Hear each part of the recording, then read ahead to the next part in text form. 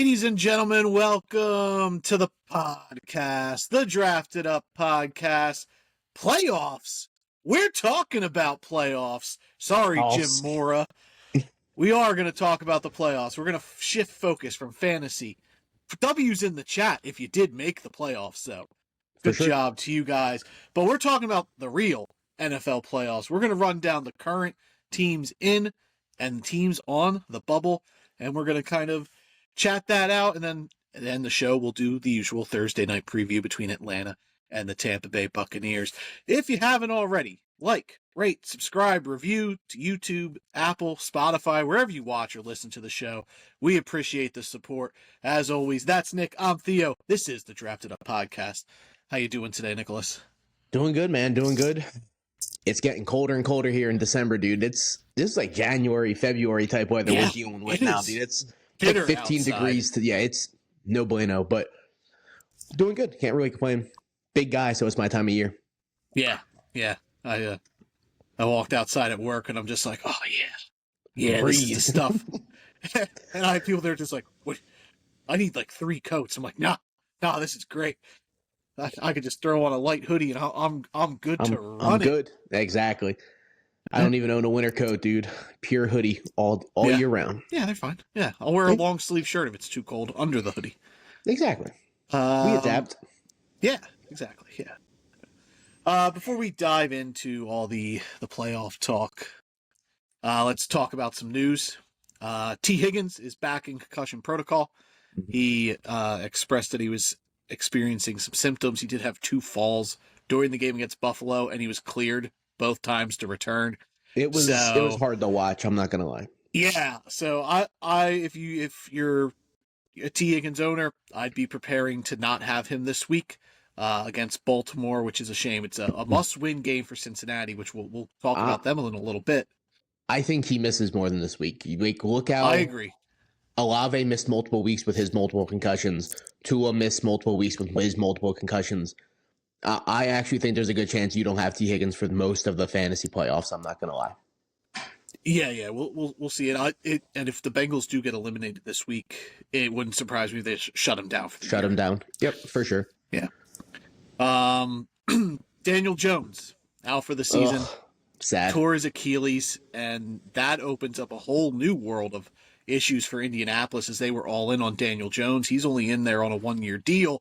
So now they got to figure out in the offseason, what are we doing with this guy coming off an Achilles injury? They traded multiple first-round picks for Sauce Gardner, so using ammo to move up for a quarterback is not there now. So it'll be an interesting offseason for Indianapolis, where it was seemed they were guaranteed to move on from Anthony Richardson. He's still hurt. Riley Leonard, who was the backup rookie from Notre Dame, he's now injured. He's got a PCL injury. So the Indianapolis Colts went out and signed 44-year-old grandfather Phillip Rivers to the practice squad, and he might be their quarterback now. I don't think he's going to play this week, but he might honestly be their quarterback next week. It's probably going to be Brett Rippon. I think he's the only quarterback on roster right now.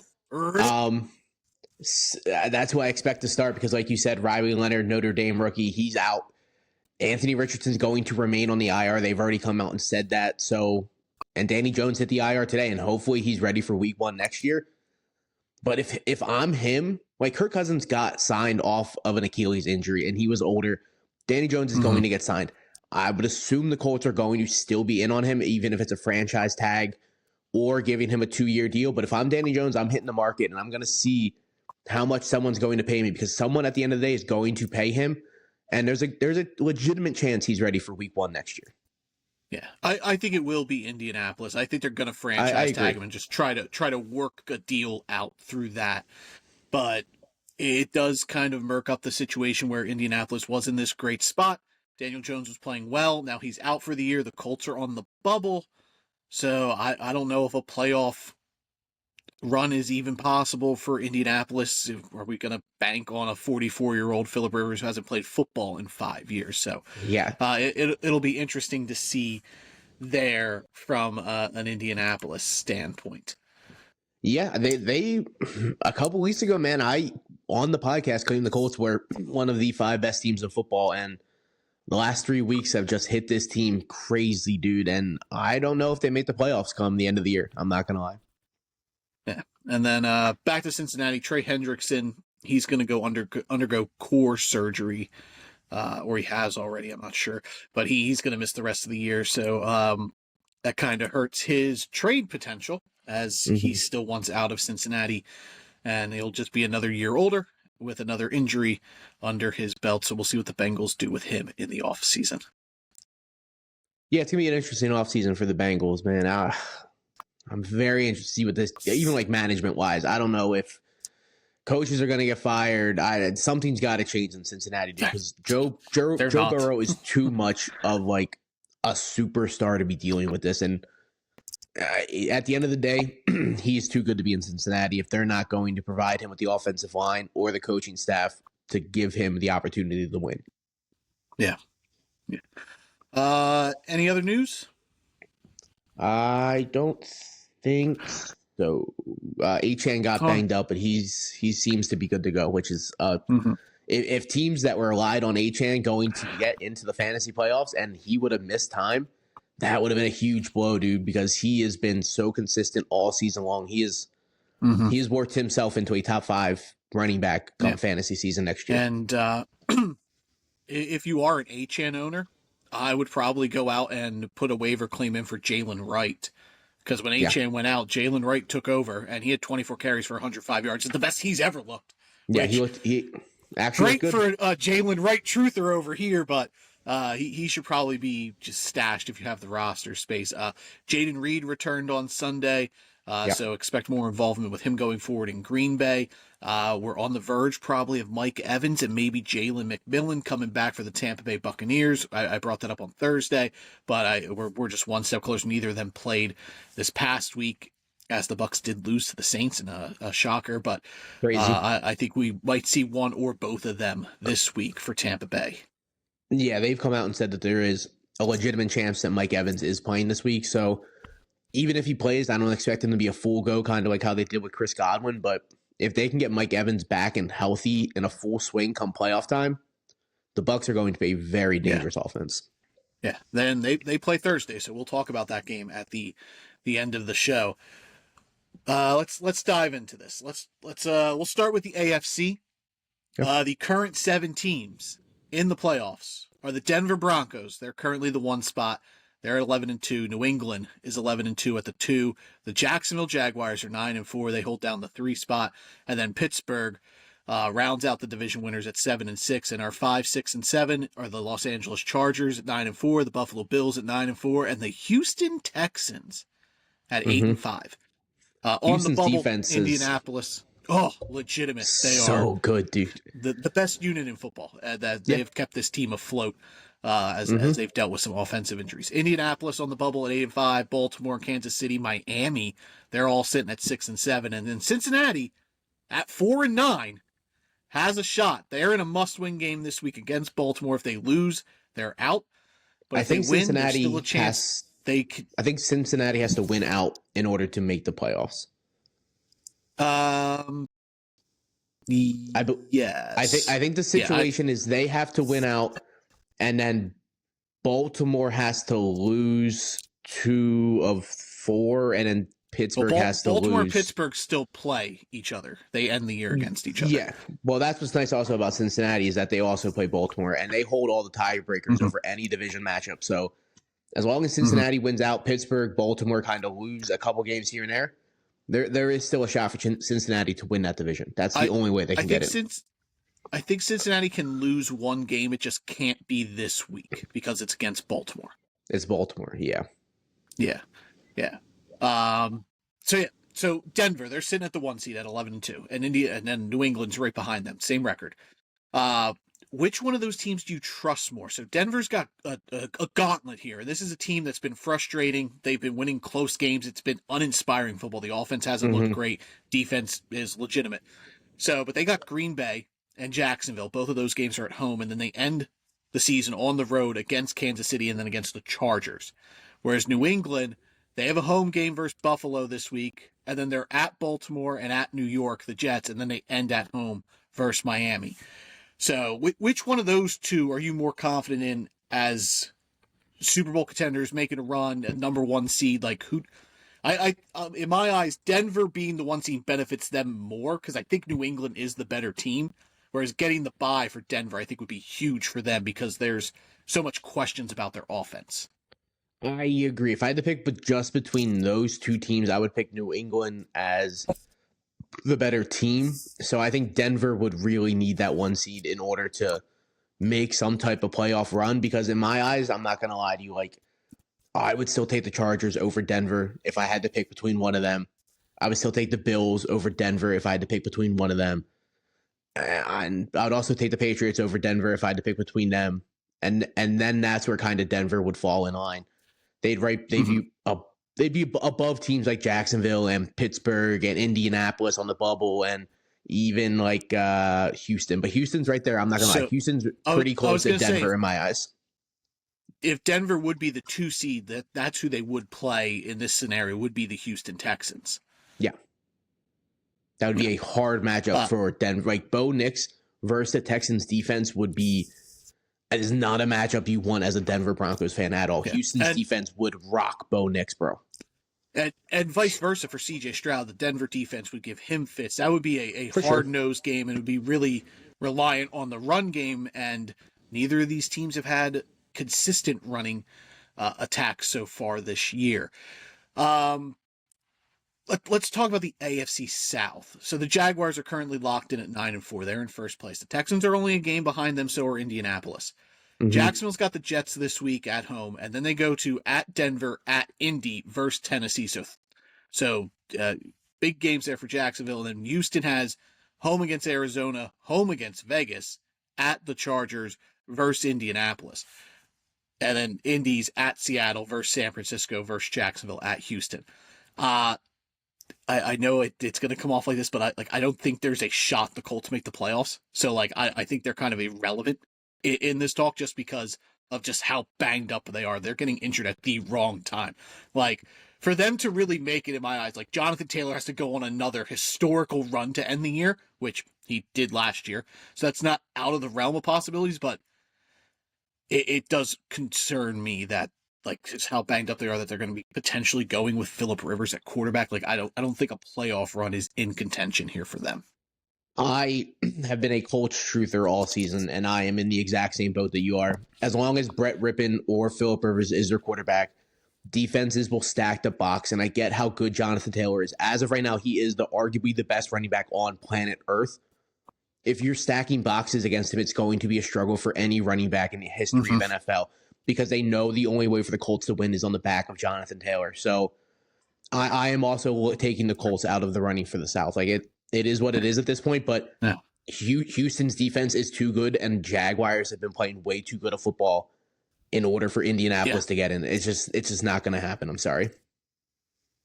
Yeah, and if it does, it would be a miracle. It'd be a miracle, bro. If Phillip Rivers manages, if he plays, gets this team to the playoffs, that might just be a notch in his resume as like potentially putting him in the Hall of Fame. That might be the push for him.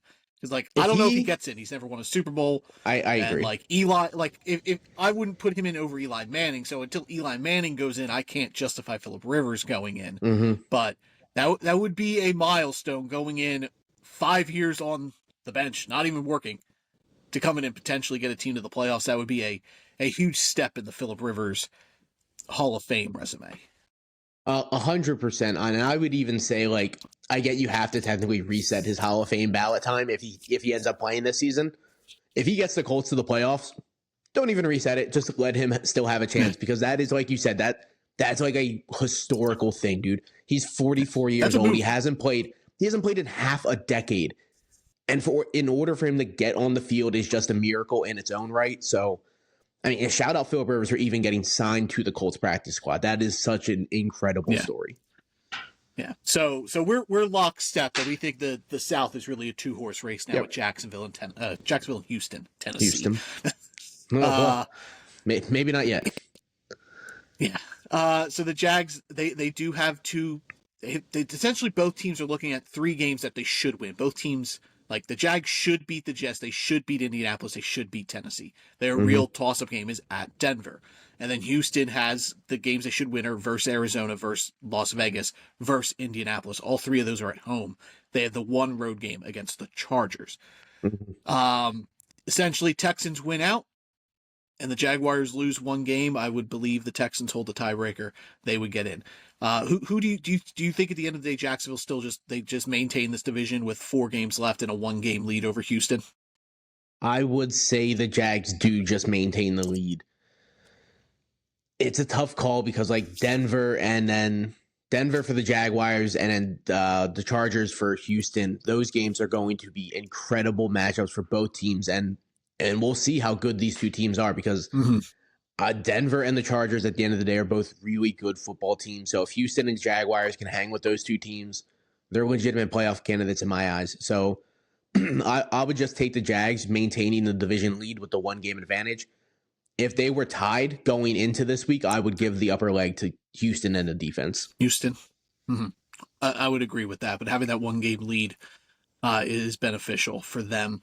Yeah. But kudos to the Texans and the Jaguars. They've been playing great football of late. Both of those teams. Trevor Lawrence has been incredible the last few weeks. The Jaguars defense, really underrated unit. It's not quite at the level that Houston's at, but it's keeping them afloat, and they're starting to get healthy, both of them, at the right time. The Chargers and the Bills, they hold the top 2 wild card spots. I think they're safe, essentially. The Bills, they have 2 road games. They got New England and Cleveland back-to-back, and then they end with Philly and the Jets. Buffalo has struggled on the road. It hasn't been pretty. They're technically still alive for the AFC East. I don't know if they pick up a 2-game lead over New England. New England having 2 games on them. I think that's kind of tough for them to bounce back. But the big game is this week. They play each other. So that would put them neck and neck. I think if New England had a harder back end of the schedule after Buffalo, it's just Baltimore, Jets, Miami. I think Buffalo would have caught New England at this point, but I think New England is going to beat Baltimore. I think they're going to beat the Jets, and I think they're going to beat Miami. I have this feeling that Buffalo is going to destroy New England this week, and I don't know why.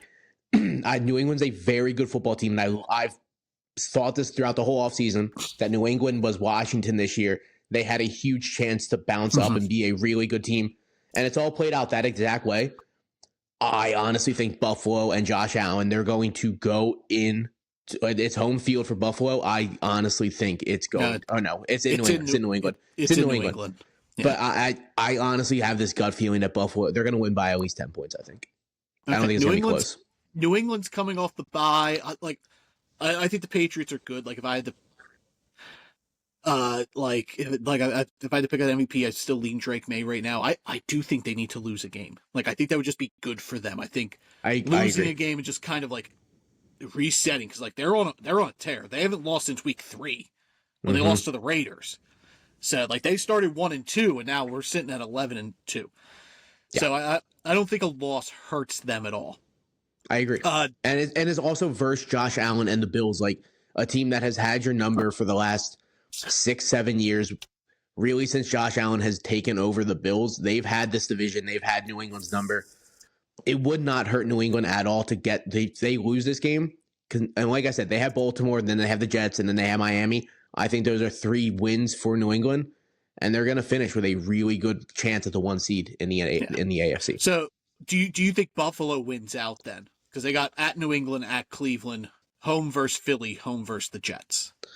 I think the only game Buffalo possibly drops is Philly, but Philly has been playing terrible football, bro. But yeah, I don't like Philly going on the road to Buffalo in what Buffalo is pushing for a division. I think Buffalo would take that. I think Buffalo if it's New England, they win out.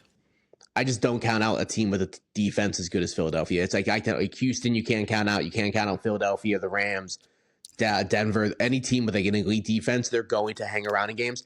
Jalen Hurts had 5 turnovers Monday night, and they still took the Chargers, who are in my eyes one of the best teams of football, to overtime. That's how good Philadelphia's defense is. Yeah. Justin Herbert is banged up, so I don't know how much of effectiveness he had on the offensive side. But let's talk about the Chargers. They're they're sitting at the top wild card spot, 9-4, and they got at Kansas City, at Dallas, home versus Houston, home versus Denver. So they're still in the hunt for the NFC West. It's them and Denver. The Chiefs don't have a possibility to win the West, so we're guaranteed a new West winner, and it's, of course, the two teams we said we're going to win the West. You picked the Chargers, I picked Denver. Do you worry about Justin Herbert's hand injury? Like that, realistically, I could see the Chargers losing 3 of 4 games to end the year, which is not great. But I could also see them winning out. I agree. I think the Chargers, they could easily win out all 4 games. But if I had to look at all of the 7 teams in the playoffs right now, I think the Chargers have the hardest schedule left. They play 4 really good football teams at the end of the day. And I get the Chiefs don't have a great record this year. Neither does Dallas. But on paper, both those teams are really well coached and they're stacked, bro. And Dallas, CeeDee Lamb will be healthy come that game. He's on the borderline to play this week. Houston, then they play an amazing defense. And then they play another amazing defense in Denver, which could easily be for the division if they're winning out. But I think having a 2-game advantage being Denver over the Chargers, I don't think the Chargers catch Denver with how hard their schedule is. Yeah, and Denver, likely it's not a throwaway game for them, as that could potentially be the sealer for the 1 spot with them in New England. For me, like of the wild card teams, I think the Chargers are the most likely one to fall out. It's just that Baltimore and Kansas City are 3 games behind the Chargers, so it'd be really tough for them. Like the Chargers, to me, like they're sitting at 5, they might fall to 7. I think missing the playoffs would be tough for them just because of Baltimore, Kansas City, Miami are 3 games behind them. That it kind of is eased them into that, and then that really leaves the AFC North. Pittsburgh's at 7-6. They're home versus Miami, go on the road against Detroit, on the road against Cleveland, home versus Baltimore to end the year. Baltimore has home versus Cincinnati this week, home versus New England, at Green Bay versus Pittsburgh. And then Cincinnati, they have the easier run of the 3 teams. They're home versus Baltimore. Or Baltimore's at Cincinnati. I said they were home. But Cincinnati's at home versus Baltimore. Then they go at Miami versus Arizona versus Cleveland. So the schedule lines up really well for Cincinnati, that things can fall into place for them. Because Pittsburgh, that's a gauntlet. Miami, Detroit, Cleveland's the iffy one there. Like, that should be the game they win. But it's in Cleveland. Cleveland's defense is really good. You know the Browns would love to knock Pittsburgh down in the playoffs. And then home versus Baltimore. And it's also a division game with the Steelers and the Browns. Like, that game is going to be a battle regardless of how bad the Browns are, quote for quote. But like you said, their defense is that good. And they have one of the best coaches in football with Kevin Stefanski. So, and I'm not going to knock Shadur this week, dude. Like he cannot stand in a pocket to save his life if he really had to, but he played a really well game. Shout out to Shadur. He's been named starter for the rest of the season. So he looked like an actual quarterback last week. So I will give him that. I just want him to stand in a pocket, bro. Like stand in a pocket and just own it. Like step into the pocket, make the throw. He is so nervous. Stop dropping back, dude. I never want to see him 10, 15 yards back behind the line. Like, what are we doing here, part dude? of that is him, but I think also there is the offensive line situation in Cleveland isn't great, and the same thing could have been said about Colorado. Colorado's offensive line was really bad. Real bad. College standards. So maybe if he's behind a legitimate line, he kind of fixes that issue. But that's a lot to ask. Like, hey, fix the line when you could just read pressure a little bit better and not panic and just step up or take the hit or throw the ball away. Cleveland's interesting because, I'll sidebar real quick. I think they're going to be coming down to a decision of, we know the ownership picked Shadur Sanders. This isn't a Kevin Stefanski pick. And if he keeps playing this well, we could be looking at a situation where Cleveland owners are going to have to pick one or the other, because it sounds like Stefanski doesn't want Shadur to be his quarterback. But the owners might want Shadur there because he's going to sell tickets, he's going to sell merch, he's going to make the team money. So there might be a chance that they move on from Stefanski and bring in a coach who's more of a strings guy, that they can pull the strings, or someone who wants Shadur and try to develop him. So Kevin Stefanski could be out on the market. I think that'd be a bad move for both. I think Stefanski should just roll with Shadur next year, because I think that's what the Browns are going to do. And if it doesn't work, you're set up, you have draft picks to get a quarterback in 2027. And if I'm Cleveland, I don't want to fire Kevin Stefanski, who's proven he's a good coach. Mm-hmm. He's just kind of it's either boom or bust for him, really. Like he's either in the playoffs or he's a top 5 draft. And I honestly think that has a lot to do with the Browns quarterback situation. I don't think it's like Stefanski or even ownership's problem. The Browns they've done a decent amount on both parts. I don't think the Browns take a quarterback in the draft this year. I think their quarterback room next year is going to be Shadur, Dylan Gabriel, and Deshaun Watson. They've already announced that Deshaun Watson's probably going to be on the roster next year, and he's probably going to play.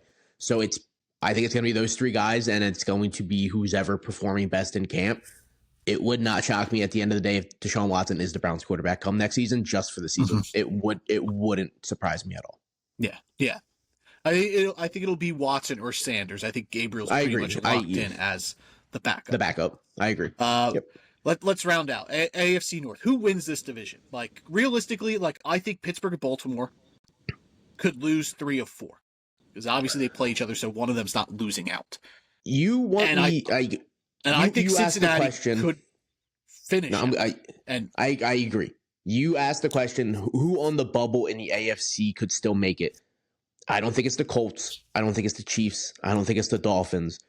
I think it's just the winner of this division. And I, honest to God, I said it last week. Even though the Bengals lost to the Bills, I think the Bengals are going to make the playoffs. And yeah, it sucks that they don't have Trey Hendrickson now. They probably don't have T. Higgins for honestly probably the rest of the season.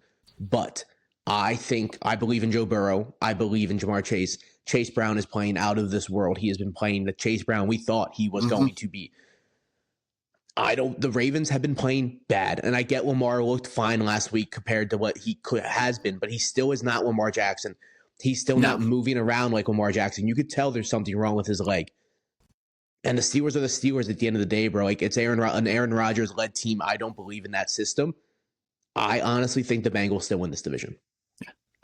I would love to see it. Like I don't love Pittsburgh's schedule. They end with 3 great defenses. Detroit, Cleveland, and Baltimore's been playing better defensively. And Miami's playing with house money. They've been... Exactly. Miami's playing for Mike McDaniels. And they want him, and you can tell they want him to be that coach. Like, I didn't know how much that locker room actually believed in him until, like, the last 4 weeks. Like, you can see the difference night and day in how hard that team is playing to save his ass, bro. Yeah, this Dolphins team is much better than the 6-7 record they have.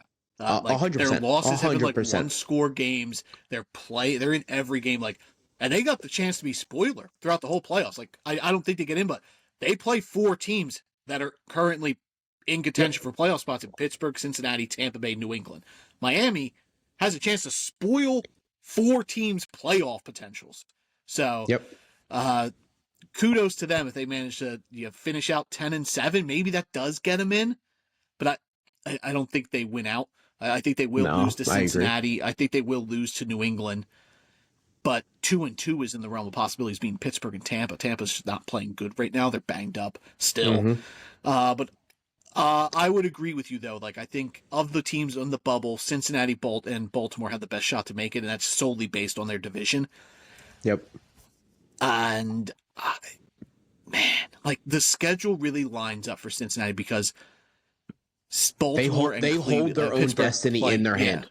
Like, at the end of the day, if they win out, they hold the tiebreaker against anybody else in this division. And that's what I love about Cincinnati. Like, they're playing. If they just win out, it's essentially they're going to get in as long as Pittsburgh loses a couple, which their schedule is on paper. They probably are not going to win out.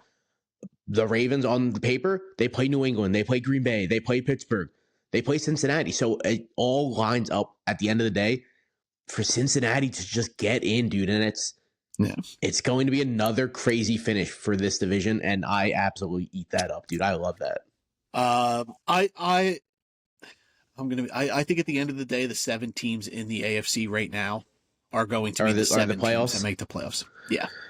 I think the Bengals. I think Pittsburgh goes 1-3, so that puts them at 9-8 or 8-9.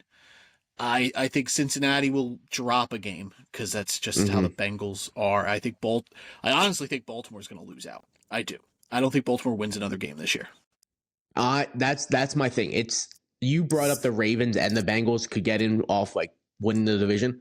I honestly think the Bengals have a better chance of winning the division than the Ravens do. I don't see a world where the Ravens make the playoffs at the end of the season. I think it's going to be either the Steelers or the Bengals that win this division. Those are the two teams I'm really focused on. I agree. I think the order will shift around, but I think agree. we'll be looking at, I think New England takes the 1. I think Denver falls to 2. Jacksonville, I think, is locked at 3. I'll lock Pittsburgh at 4. I think Buffalo will jump the Chargers. I think Houston Texans also could jump the Chargers. I think the Chargers will be the last team. So we'll be looking at, in my eyes, Denver versus the Chargers in the first round, which will be electric. Amazing. And, Pittsburgh versus Buffalo, and then Houston versus Jacksonville. So 2 division games, how I have it panned down. Then Buffalo eases into a road game versus Pittsburgh, which would be great for them. We already seen them beat Pittsburgh on the road 2 weeks ago. But that's how I see it having shaped out. If Denver and LA end up playing in the first round of the playoffs, they would play back-to-back weeks because they play each other at the end of the season. So that would be... They do, yeah. Like, the hatred from coming off the heels of that game, dude. Like, you would be able to cut it with a knife, dude. Like, that game would just being there, dude, would be unbelievable, dude. I hope that happens. I hope to God we get Denver, LA, first round of the playoffs. Just a pure division hatred matchup, dude. Oh, I'd eat it up all day. That'd be amazing. Before we move on to the NFC, if Baltimore loses out or only wins 1 game to end the year, they finish with 7 or 6 wins. No, Harbaugh's not getting fired. No. Okay, because there's a lot of rumblings. Like, Baltimore fans want him gone, and there's some rumblings that like they're ready to move on from him. Which, hey man, like, I kind of get the Giants need a head coach. So yeah, if you're telling me there's a world where Kevin Stefanski's on the market and Harbaugh's on the market, and I'm like, okay, maybe it was fine to fire Brian Daboll was the right move. Hey man, maybe Pittsburgh misses out on the playoffs and Tomlin hits the market. Hey man, I'd take any of those 3 guys in a heartbeat. Yeah, maybe things do line up in your favor. All right. Before we jump to the NFC, let's shout out our affiliates over at W Energy and Finley Hats. W Energy, it's good, clean energy. It's the OG affiliate of the Drafted Up podcast. Yeah, they pride themselves on this good, clean energy. They use no artificial dyes, no sweeteners, none of that stuff. They have a ton of flavors, and you can use the code DRAFTEDUP for a 10% discount anytime you order from W Energy. So go check them out at w.gg or download their app in the App Store. Just search W, D-U-B-B-Y. Be better, eat that dub with W Energy. And then Finley Hats. Their hats are built for good times and long times. Your hat is damaged or destroyed, they'll replace it or repair it absolutely free. They got free shipping across the U.S. They do weekly drops every Friday night. So check them out. Join the force over at Finley Hats. Click the link in the description. You'll get a cool 15% off your first purchase over there. They have hats, they got beanies, they got merch. You can buy laces to interchange in your hats along with the pins. They got the pockets on the inside. So check them out over at Finley Hats. All right, let's talk about the NFC. Los Angeles Rams, they're currently holding the 1 spot, 10-3. Green Bay's at 2 at 9-3-1. Philadelphia is at 3 at 8-5. Tampa Bay rounds out our division winners at 7-6. Seattle, San Francisco, and Chicago are the wild card teams in order. Seattle 10-3, San Fran 9-4, Chicago 9-4. And then on the bubble, Detroit's 8-5, Carolina 7-6, Dallas 6-1, and somehow the Minnesota Vikings have a shot to make the playoffs, sitting at an ugly 5-8.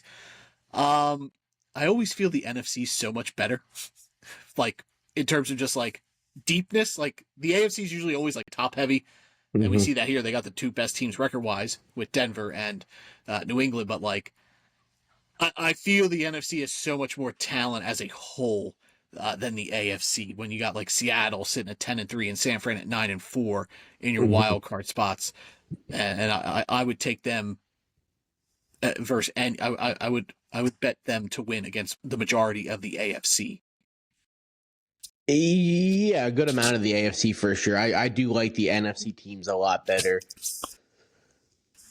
Maybe not the teams in the hunt. I'm not gonna lie. I didn't really care for the AFC teams in the hunt, but in the hunt teams, it's like Detroit and Carolina. I kind of think can get in. I don't think Dallas or Minnesota end up getting in. I'm not going to lie, Yeah, but a lot would have to go their way for them to get in. For sure. But at the end of the day, Dallas is still a really good team. You guys are figuring stuff out. You got to figure out your quarterback situation next year. So, but I do really like the 7-8 teams that are at the top of the NFC right now. I think they're all pretty good teams at the end of the day.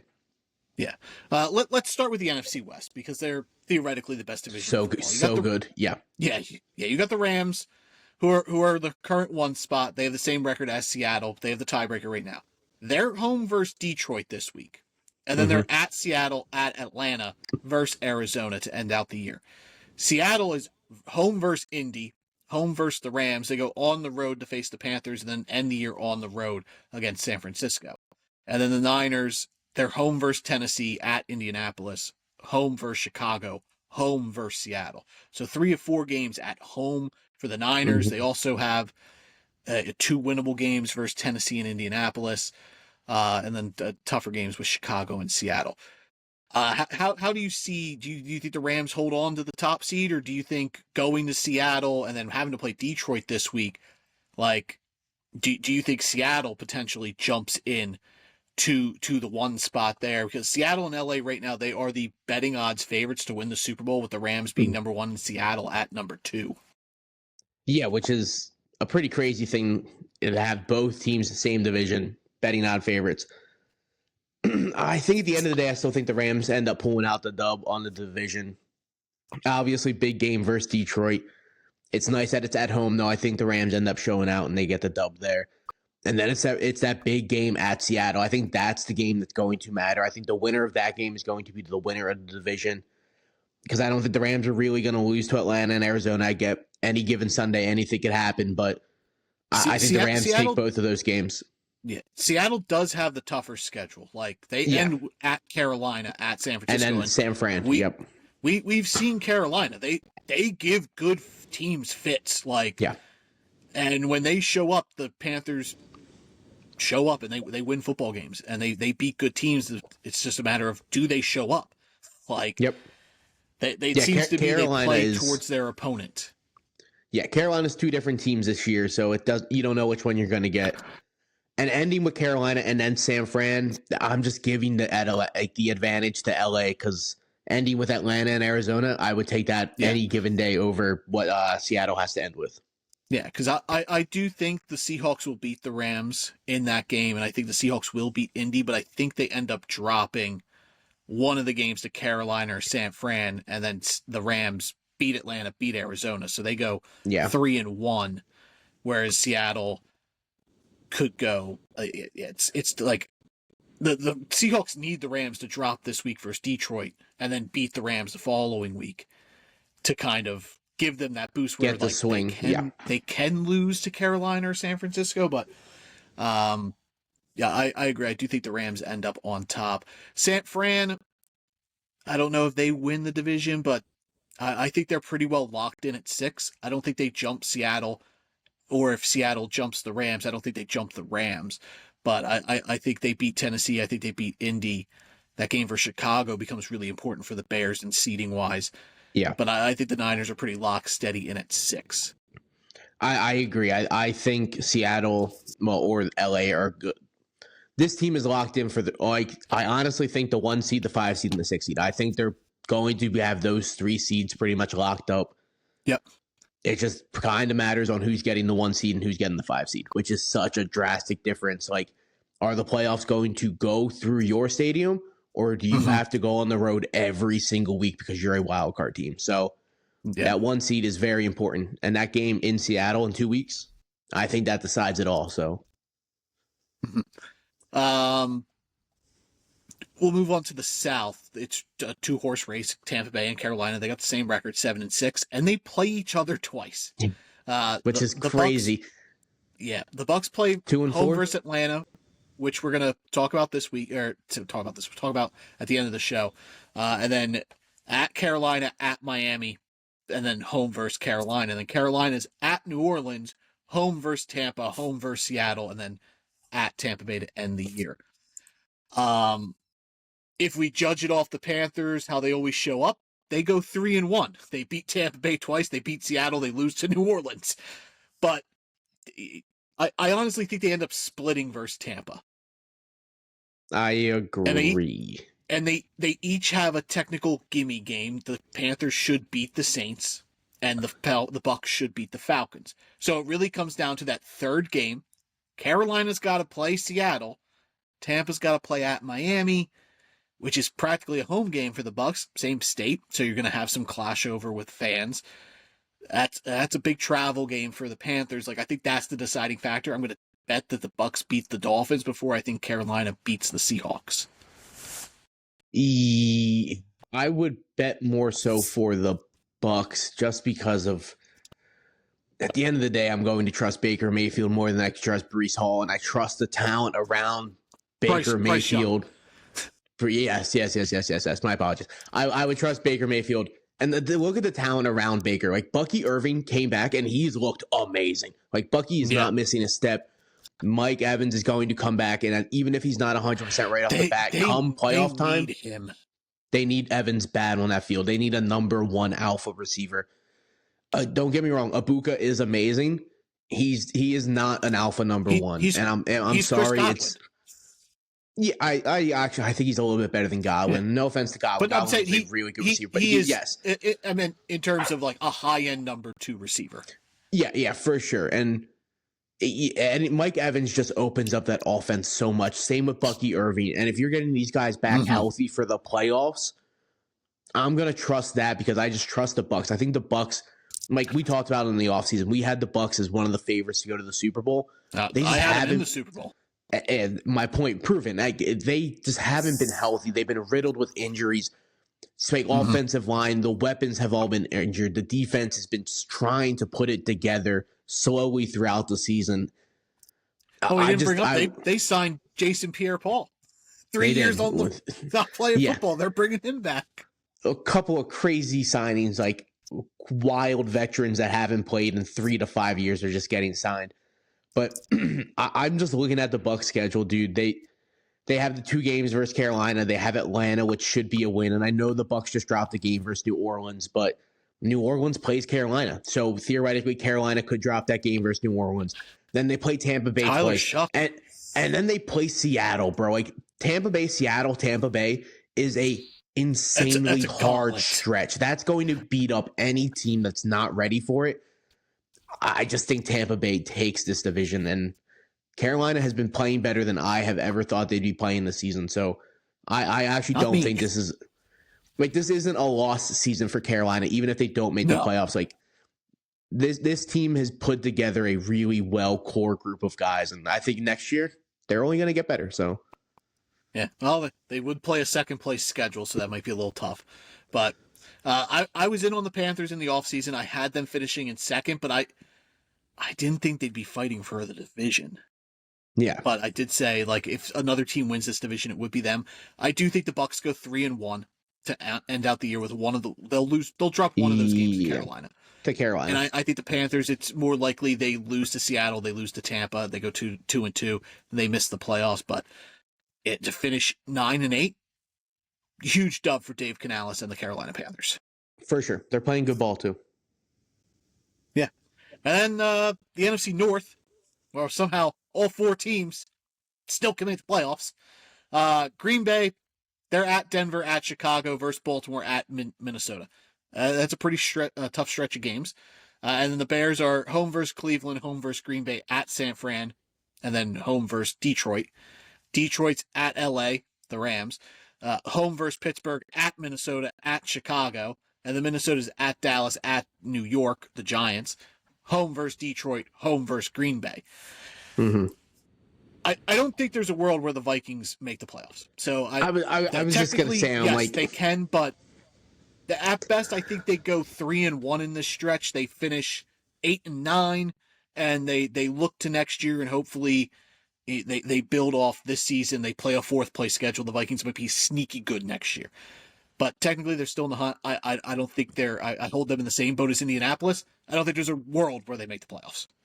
I totally agree. I don't want to be that guy, but even like at best going 3-1, And I'm not saying the Giants are a good team at all, but I think there's a chance you guys drop all 4 of these games, to be honest. Like, you could go 0-4 in this stretch.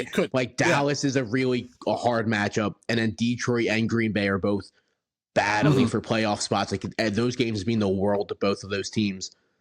And the Giants with Jackson Dart, I think if he's on the field, we hang in most games. I'm excited for that game just to see the future quarterbacks. That's essentially what I'm looking at Minnesota for. Like, these 4 games for you guys, is J.J. McCarthy your quarterback going forward? That's what needs to be determined in these 4 games. If it's based off last week, he is. He played great versus Washington. I agree. Yep. Which we didn't bring up. Jaden Daniels got hurt again. Same elbow. Hey, maybe he shouldn't be playing. Shouldn't. Crazy. And then Zach Ertz was taken out. He's got a blown out ACL. He's done. And that was a dirty hit as a Vikings fan. That Jay Ward, who hit him, should get a suspension. Fine. That was low, dirty. Shouldn't have been. Yeah, the hit was rough to watch, and Zach Ertz I loved even back in Philly. Like, he was one of the few Eagles on that teams that I was like, I fuck with this guy. I love Zach Ertz, and it's the same ACL he tore a couple years ago in Arizona. I think we're seeing the end of Zach Ertz, and unfortunately, I think Austin Eckler as well. Like, I think we're seeing 2 guys go down this season with Washington, and we're probably not going to see those guys again. So, caps off to those guys. They were amazing fantasy guys for a decade long, dude. So, Ben Sinnott has his shot, though, bro. Like, this is literally the exact same scenario that Trey McBride was in. Same coaching Never staff. Wrong. Always early. Same guy in front of him. It's the same ACL. I'm low key excited to see Ben Sinnott in this offense going forward. We won't. I disagree. I think his snaps stay the same because he's always on the field for running plays, the backup tight end as it is. I really think Ben Sinnott slides right into the Zach Ertz role, and I think he's going to be a fantasy guy to be like we're talking about in the playoffs. Like, it's not going to be fun to start him, or it's going to be you have to have balls of steel to play him. But I think this is a make or break week for Ben Sinnott, and I think he kind of shows up. I'm not going to lie. I hope so. Really, this division, though, the Vikings division, the North, it's really Green Bay, Chicago, Detroit. And, Detroit, yeah. I want to say Green Bay locks up the division, but at Denver, at Chicago, the schedule's not great. But the schedule's not great for any of the teams. Yeah, exactly. So it's really like, I think 2 of the 3 get in. It's a matter of which one's going to end up faltering out.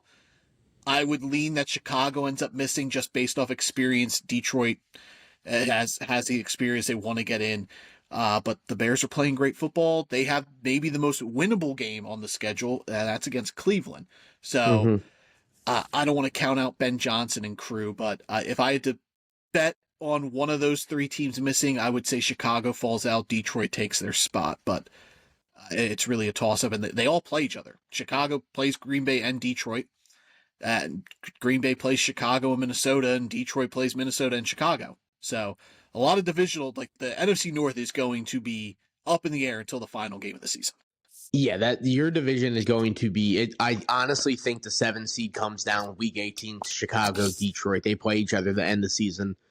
I think Green Bay having the tie is a huge advantage to them. I don't think they drop the division. I think Green Bay ends up winning it. But like I said, I think week 18, Chicago versus Detroit, it's in Chicago. I think that game is going to be for the number 7 seed. And if I had to put money on it, I would lean the experience for Detroit to get the dub. But hey, man, I think Chicago is playing really good ball. It wouldn't shock me at all if they end up beating Detroit in that game and getting into the playoffs. What Ben Johnson has done in Chicago this season, it has been he is that dude, bro. Like, he is that coach everyone thought he was. And again, Chicago, if they manage to miss the playoffs, it's still a credible season for them. Like, I 100% Johnson, agree. Yep. I didn't think the turnaround would happen year 1, and it has. He's done an incredible job coaching this team, changing this culture, and has the Bears moving in the right direction. I thought they would be more in they would have 7 wins at this point. They'd be fighting for like the last wild card spot. Like, they still are, but they're currently in the playoffs right now. That's what I mean. Like, I thought they'd be I thought they'd win 9 games at most. Yeah. There's a chance they win out and finish with 13 wins. So And then rounding out the NFC East, Eagles are sitting at 8-5. They play Vegas at Washington, at Buffalo versus Washington. Dallas is hanging in there. They play home versus Minnesota, home versus the Chargers, at Washington, at New York.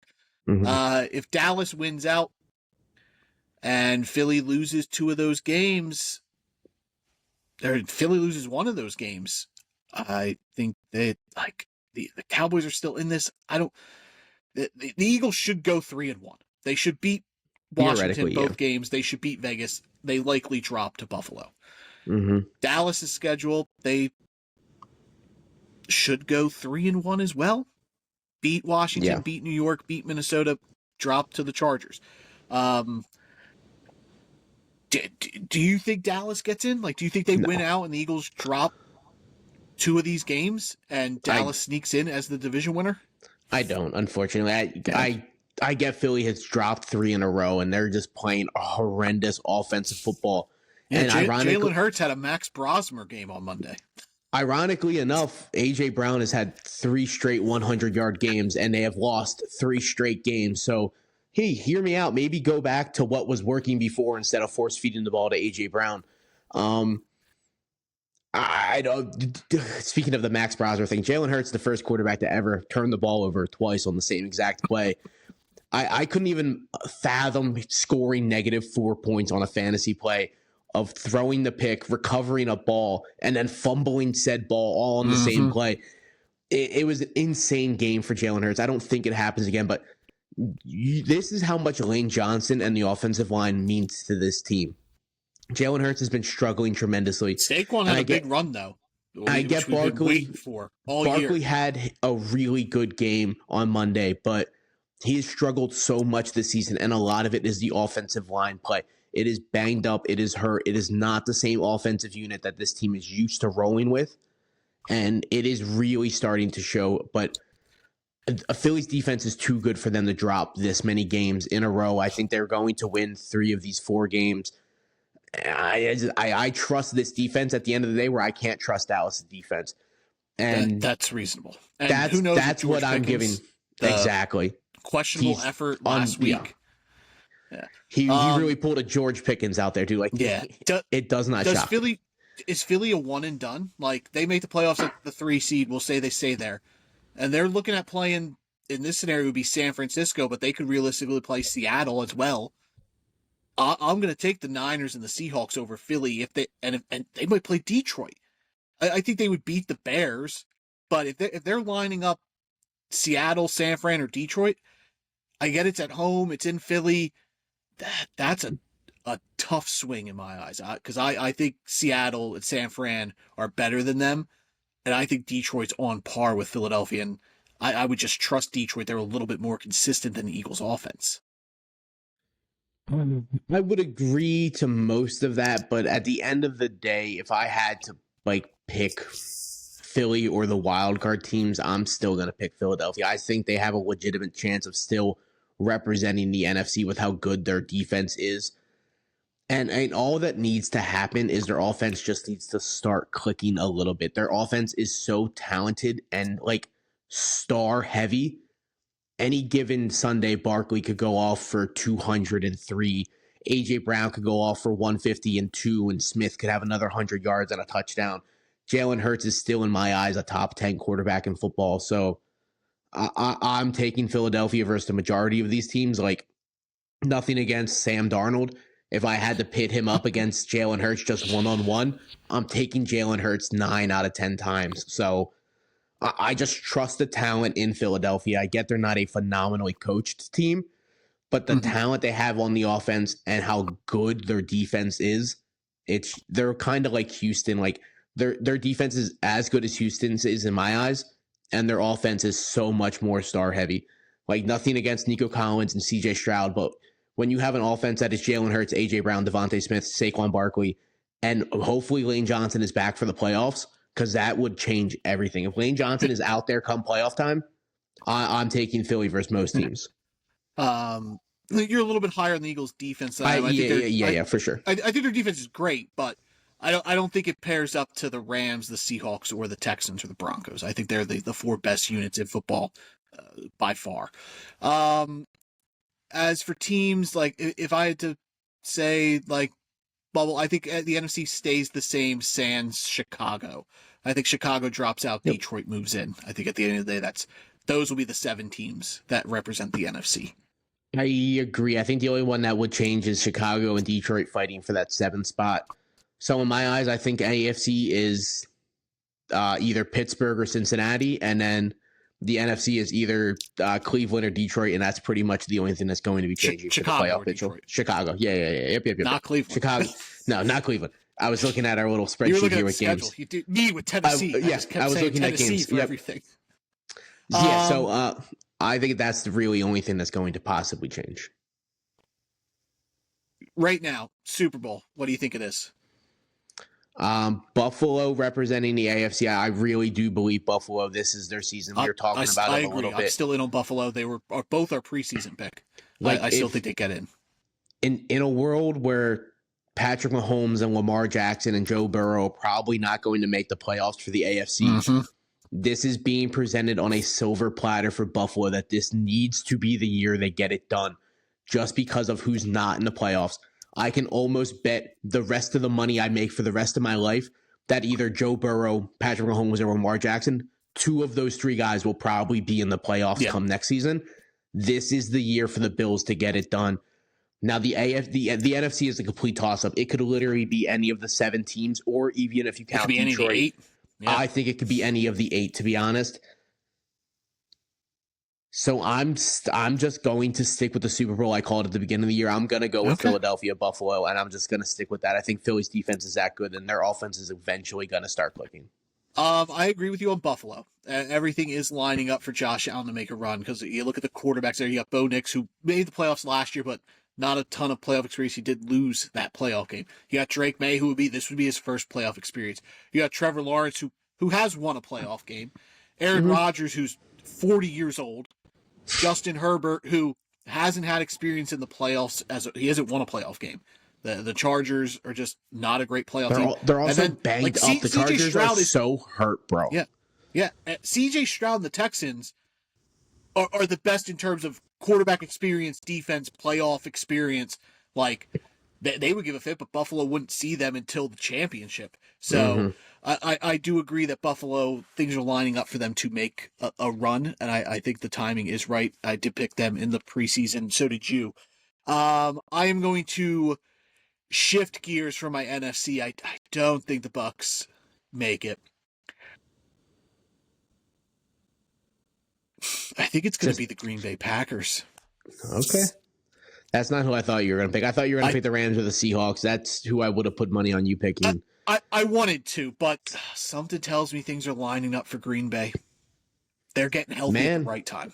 It's crazy how an elite pass rusher can really make a difference on a team. Maybe if the Cowboys had a guy, if they had a guy like that, I think maybe their defense would be a little bit better. I think Buffalo, Green Bay. I still think Buffalo wins the Super Bowl. I agree. Buffalo would be the team I would pick right now. Yeah.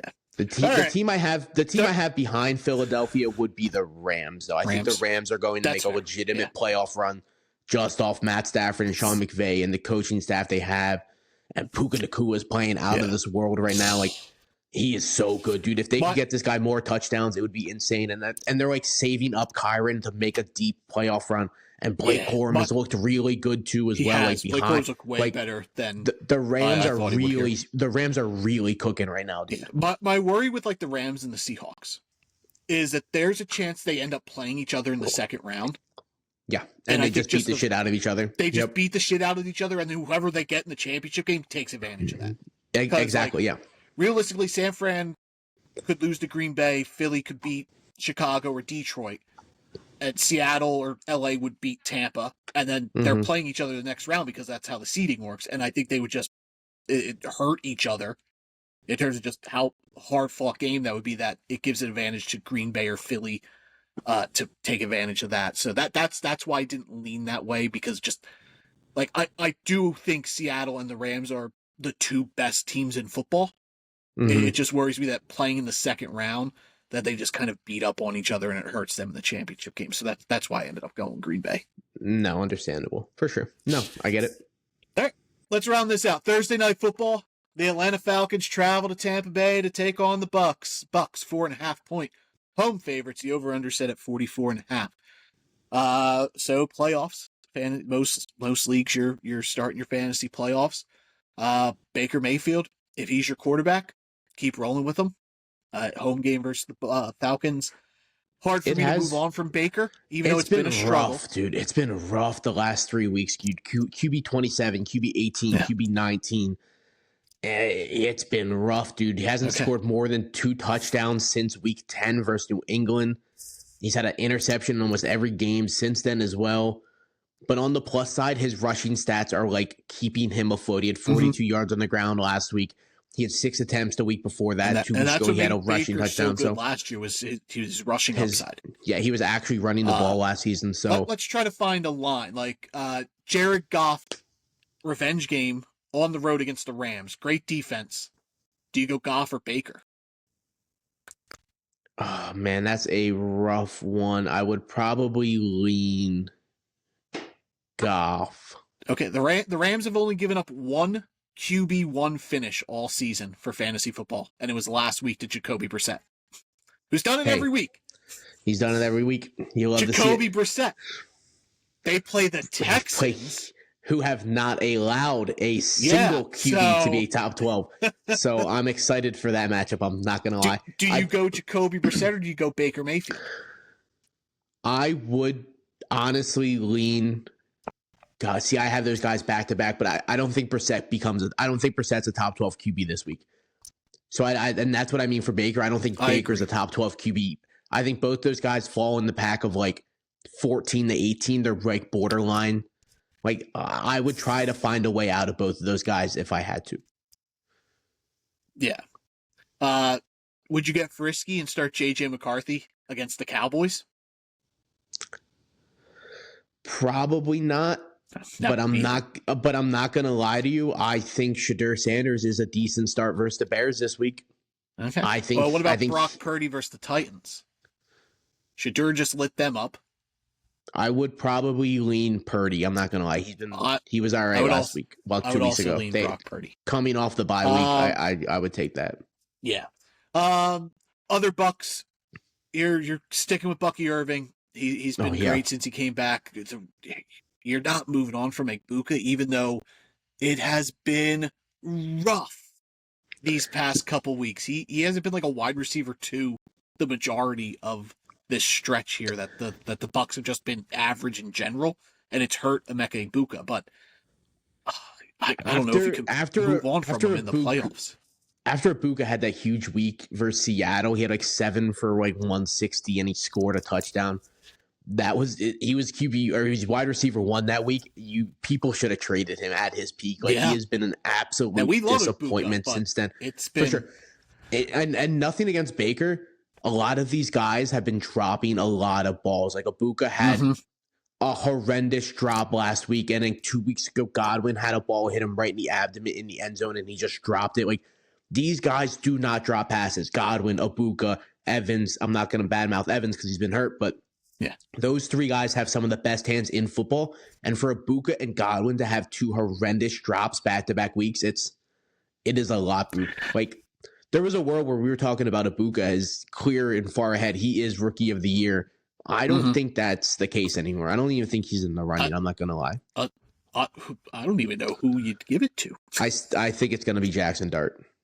Yeah, just because he's a quarterback and like the way the Patriots backpedaled off Trevion again. So, like, Ramondre was involved like, Dart's been, like, Cam Ward's not playing well. Sanders hasn't played enough that, like, it almost has to be Jackson Dart. But, like, the Bucks need a get-right game. And, like, Colby and I talked about it last week. We thought it was going to be against New Orleans. And Tyler Shuck just outplayed the Bucks and got the win. He looked good. And...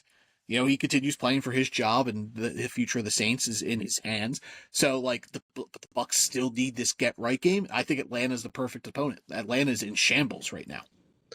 That is true. Atlanta is a pure fucking dumpster fire, and I have no idea what's going on there, dude. Having Kirk Cousins playing, their whole offense is abysmal. Like, Bijan is really the only guy I'm confidently playing. But again, if Drake London's not out there, I think Kyle Pitts is a really good start at tight end. So essentially, Kyle Pitts, he had a nice game against a really good week Seahawks. last week. Yeah, 6 for 90. Right now, the back-to-back really good games. The betting odds favor for Rookie of the Year is Teteroa McMillan, with Jackson Dart second.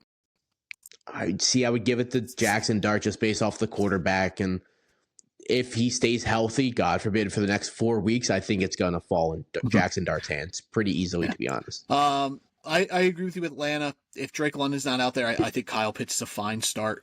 And then obviously Bijan, and I'm not messing around with anybody else on the Falcons. And if London's out there, I'm probably not even messing around with Kyle Pitts.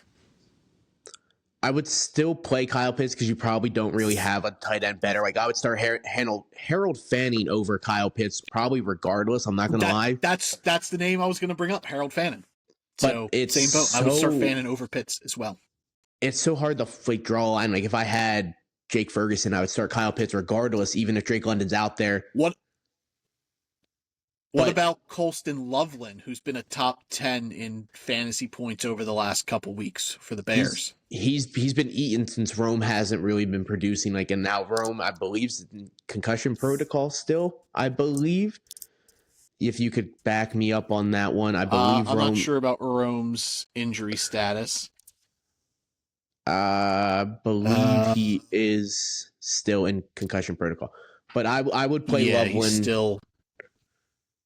I would probably play Kyle Pitts over Loveland and Drake London. If London's not out there, miss multiple weeks with a stress fracture. Okay, so I would play Kyle Pitts if Drake London isn't out there, but if Drake London's out there, I would play Loveland over Kyle Pitts. I would play Loveland. I would take Loveland over Pitts both scenarios. I'll take the upside. On that one, just because I don't want to play Pitts on Thursday and he gets me 6 points, which he will. He's got a good floor, so if you need a good floor play Kyle Pitts, but I'll shoot for upside on Loveland. See, I agree, but we're coming off like the heels of like 2 heavily targeted Kyle Pitts games, double-digit targets in both games. And that's 80, when you let your guard down and Kyle Pitts. I think it's only because Drake London's not out there and Kyle Pitts is that option. It's not Darnell Mooney. It's Kyle Pitts and literally nobody else on that offense. So I would lean Kyle Pitts if Drake London's not out there. Yeah. I think you swayed me. If London's not out there, I would play Kyle Pitts over Loveland. You're right. You got me. I love it. Kyle Pitts, baby. Yeah. Bucks win this game. I agree. I agree. I think the Bucks are just playing for that playoff spot, and Atlanta's not even playing for anything, dude. Because they're not even playing for a draft pick because they don't have their first round pick. So it's gonna be a tough sledding for Falcons fans. Bucks win this game by double digits. That's what I'm going. I agree. I would full-heartedly agree to that statement. All right. Hey, comment in the chat if you agree with us or if you think Atlanta's going to make this a game, obviously a divisional game, so that is possible. Share your thoughts on Kyle Pitts. Kyle Pitts or Colston Loveland, what do you guys think? Throw that out there. And then, playoff stuff. Tell us who you guys like that are in the hunt if you think they're going to make the playoffs, all that good jazz. Anything else? You ready to wrap this up? I think we can put a little bow on this holiday edition. Ayo, close to Christmas. No, I think we're good, though. Yeah. So, hey, good luck in playoffs. We'll be back Thursday. Shout out Colby filling in for me. I appreciate the hell out of you, bro. So, much appreciated. Yeah, so we'll be back on Thursday, do the usual shtick. We'll run through the games. And then the following week, we're only going to be one show. And then the other, I think the week after that's also one show because of Christmas. So, but we'll update you more on that as the weeks go on. That's Nick. I'm Theo. This is the Drafted Up Podcast. Like, rate, subscribe, review if you haven't already. We appreciate y'all. We'll catch you guys later this week. Adios. Bye.